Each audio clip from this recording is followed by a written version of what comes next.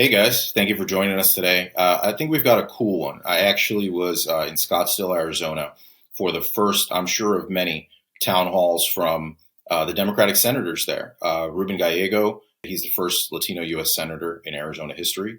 Mark Kelly, former Navy veteran, very respected, one of the most popular politicians in Arizona. The town halls that Democrats are doing now are on expected, deep Republican cuts to Medicaid. So they're going to be, a lot of voters want Democrats to be fighting back. So this is how they're starting to fight back. I was there also to hear from voters on what they think about immigration.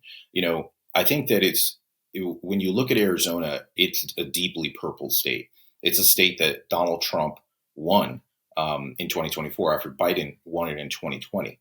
Biden had won Arizona for the first time since Bill Clinton in 1996. So this is what we're talking about in terms of this state and it being a major important swing state.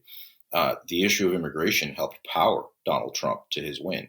At the same time, you have Gallego winning a historic win and beating Kari Lake, even and outperforming. Gallego outperformed former Vice President Kamala Harris in that state.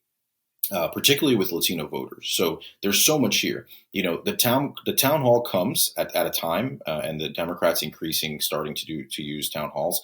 They come at a time where Trump's numbers in polls, they're underwater on everything from the economy, foreign policy, the Russia-Ukraine war, inflation, and prices of groceries. So voters are pretty ticked off with Trump on all those issues, but his strongest issue remains immigration. Right. So I thought that was really interesting, particularly at a time when the latest CNN poll shows that Democrats are more unpopular than they've been since 1992.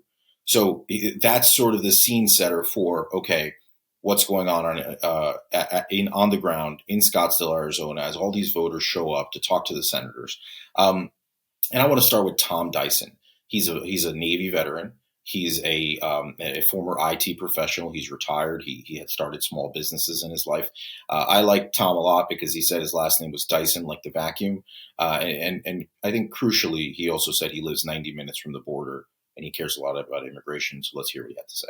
Let's turn back the clock a little bit more. Back when we had the bipartisan immigration bill, I was looking forward to seeing that get passed. Unfortunately, Trump decided that he wanted to torpedo that. He took care of that and then ran on, fixing the system that was on the verge of being fixed. I know someone down where I live who's been waiting 8 years to get his son into the country who happened to be born outside the U.S. Now, I'm not an advocate of completely open borders, but by the same token, you have to have easy mechanisms for people to use. Tom is big on Trump is only doing half the job on immigration. It's easy to raise the fields. It's easy to burn everything down. And he talked to me about what are you doing to create pathways for legal immigration? You're not doing anything on that. Next, I want to talk about a huge part of the immigration conversation so far in 2025 to begin the year. This was in the new year.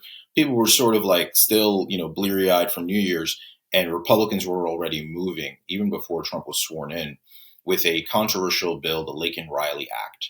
And this is an act that Democrats and advocates fear will erode due process, will lead to racial profiling for immigrants. You could be detained for petty crimes like shoplifting, things like that. Gallego and Mark Kelly both voted for this bill. Trump signed it into law. So there are folks who are upset about that. I talked to Ricardo Reyes, an organizer for a veterans group, and he talked to me about sort of how Arizonans approach politics and what he wanted to hear about Laken Riley from the senators. We don't idolize our politicians. I do have very big concerns with the way they voted for the Laken Riley Act. I think it was a terrible bill. I think that they need to explain to us why they thought that was a good bill, especially somebody like Ruben, who is, a son of immigrants. I had an exclusive interview with Senator Gallego after the town hall, and I actually asked him. I said, "Here's what Ricardo said." One of the voters, one of the people at the town hall, and here's what, and he wants to hear you explain your vote for Laken Riley. Quick plug, I have that exclusive interview and a lot more in today's Huddled Masses newsletter edition, so you should definitely check that out. But I asked Gallego to respond to Ricardo's concerns, and here's what he told me. At the end of the day, Laken Riley was a tough vote, no matter what.